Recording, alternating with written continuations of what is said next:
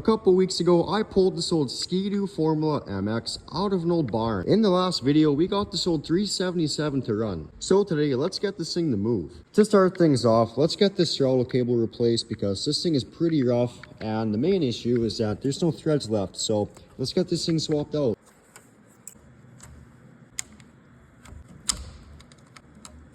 I got the old cable off, so let's pop this new one on here now.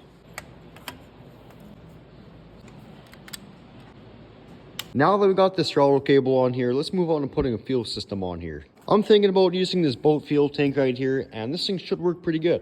I threw some gas in this boat tank here, and I got this thing hooked up to the fuel pump as well. Just before I hook this thing up to the carburetor, I'm just gonna let this thing run and flush all the crap that could be in this fuel pump into this jug here. Well, I got that fuel pump flushed out. It seems to somewhat work, so now let's see if this thing pulls fuel and runs.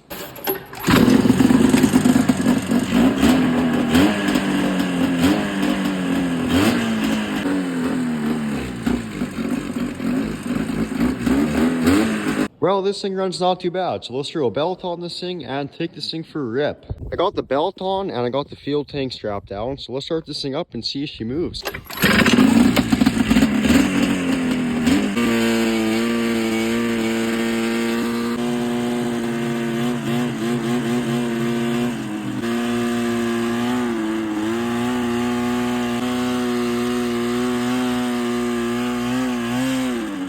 Well, I'm not really sure why, but it takes a couple business days for this thing to get up to speed. Well, I think I know why this thing won't move. It turns out the ski skin was bent all the way backwards and is dragging, so it's somewhat better now, but it's still gonna catch and go back. So yeah, this thing's pretty cooked. I got our ski tuned up, so let's try this again.